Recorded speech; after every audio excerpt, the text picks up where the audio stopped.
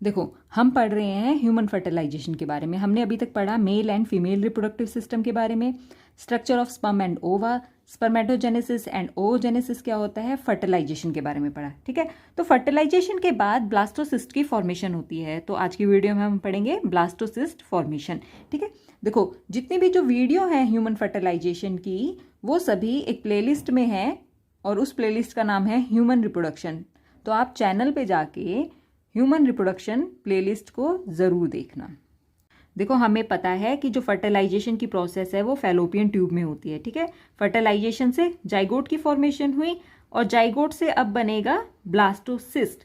अब देखो होता क्या है, जो जाइगोट है वो फैलोपियन ट्यूब से जाता है यूट्रस में, क्योंकि यूट्रस में होनी होती है इम्प्लांटेशन। ठीक है, तो जब जाइगोट फैलोपियन ट्यूब से यूट्रस की तरफ जाता है तो इसी रास्ते में ही जाइगोट से ब्लास्टोसिस्ट की फॉर्मेशन हो जाती है और इस ब्लास्टोसिस्ट बनने में 3 से 7 दिन लगते हैं।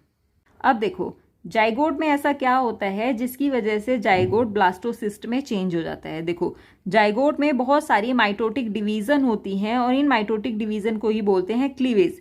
इसकी वजह से जो जाइगोट है वो एक hollow spherical and multicellular structure में चेंज हो जाता है और इस स्ट्रक्चर को बोलते हैं ब्लास्टुला। ठीक है, ब्लास्टुला बोलते हैं या फिर ब्लास्टोसिस्ट बोलते हैं, दोनों सेम चीज हैं। और जो ये ब्लास्टोसिस्ट की फॉर्मेशन की जो प्रोसेस होती है उस प्रोसेस को बोलते हैं ब्लास्टुलेशन। अब यहाँ पर एक चीज और देखो, जब जाइगोट ब्लास्टोसिस्ट में चेंज हो रहा है तो बीच में एक स्टेज आती है मॉर्यूला। मतलब जाइगोट से पहले बनता है मॉर्यूला और मॉर्यूला से फिर बनता है ब्लास्टोसिस्ट। फर्स्ट हम पढ़ेंगे फॉर्मेशन ऑफ मॉर्यूला। देखो, जब जाइगोट फैलोपियन ट्यूब से यूट्रस की तरफ जाता है तो जाइगोट में बहुत सारी क्लीवेज होती हैं। ठीक है, जिसकी वजह से मॉर्यूला बनता है। तो इस पूरी प्रोसेस को हम इस टैबुलेटेड फॉर्म से देखेंगे। देखो, जो जाइगोट है, जाइगोट के 2 पोल होते हैं, एनिमल पोल एंड वेजिटल पोल। तो जाइगोट में फर्स्ट जो क्लीवेज होती है वो वर्टिकल क्लीवेज होती है, जिसकी वजह से जाइगोट 2 अनइक्वल सेल्स में डिवाइड हो जाता है। ठीक है, जो ये 2 अनइक्वल सेल्स बनी हैं इसको बोलते हैं ब्लास्टोमियर्स और इस पूरी स्टेज को बोलते हैं 2 सेल स्टेज।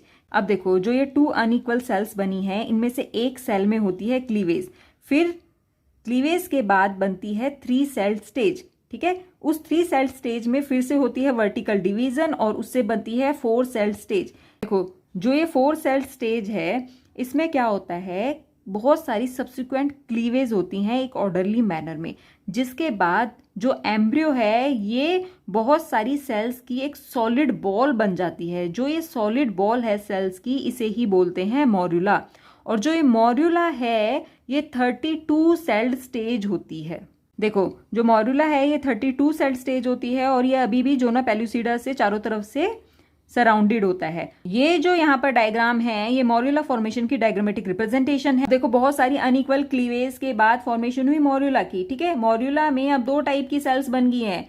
जो ये आउटर सेल्स हैं इन्हें बोलते हैं माइक्रोमियर्स और जो ये इनर सेल्स हैं इन्हें बोलते हैं मैक्रोमियर्स। जो माइक्रोमियर्स होती हैं ये होती हैं स्मॉलर सेल्स और ये ट्रांसपेरेंट होती है, जबकि जो इनर मैक्रोमियर्स सेल होती हैं ये सेंट्रल होती हैं और लार्जर सेल्स होती हैं।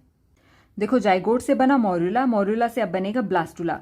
तो अब हम पढ़ेंगे फॉर्मेशन ऑफ ब्लास्टुला। ब्लास्टुला को ब्लास्टोसिस्ट भी बोलते हैं। यहाँ डायग्राम में देखो, ये मॉर्यूला का डायग्राम है और ये सेंटर में है ब्लास्टोमियर्स। ब्लास्टोमियर्स में 2 टाइप की सेल्स होती हैं, आउटर सेल्स जिन्हें माइक्रोमियर्स बोलते हैं एंड इनर सेल्स जिन्हें मैक्रोमियर्स बोलते हैं। ठीक है, अब जो ये आउटर सेल्स हैं ये फ्लैट होके बना देती हैं ट्रोफोब्लास्ट। यहाँ डायग्राम में देखो, ये जो आउटर सेल्स हैं ये फ्लैट हो रही हैं और बना रही हैं ट्रोफोब्लास्ट, जबकि जो इनर सेल्स हैं, ये जो इनर सेल्स हैं ये ट्रोफोब्लास्ट के कॉर्नर पे चली जाती हैं और एक नोब लाइक स्ट्रक्चर बनाती हैं जिसे बोलते हैं एम्ब्रियोनल लोब। और यहाँ पर एक कैविटी होती है जिसे बोलते हैं ब्लास्टोसिल कैविटी। ठीक है, अभी देखो इस स्टेज पे जो ब्लास्टोसिस्ट है इसका साइज बहुत छोटा होता है। देखो, जो अभी ब्लास्टोसिस्ट बना है इसका साइज बहुत छोटा है। अब इसका साइज बड़ा कैसे होगा, अब जो यूट्रस है, यूट्रस में होती हैं एंडोमेट्रियल ग्लैंड्स। ये एंडोमेट्रियल ग्लैंड फ्लूइड सिक्रीट करती हैं और जो ये फ्लूइड है ये बहुत ज़्यादा न्यूट्रिटिव होता है। ठीक है, जो ये फ्लूइड है इसको एब्जॉर्ब कर लेती हैं ट्रोफोब्लास्ट सेल। जो ये ट्रोफोब्लास्ट सेल है इस फ्लूइड को एब्जॉर्ब कर लेती हैं। उसके बाद जो ये फ्लूइड है इस कैविटी में जाकर इकट्ठा हो जाता है।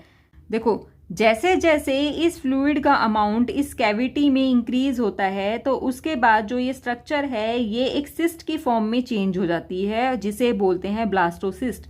देखो, जो ब्लास्टोसिस्ट बना है इसमें 2 टाइप की सेल्स होती हैं, trophoblast cell and embryonal knob sales.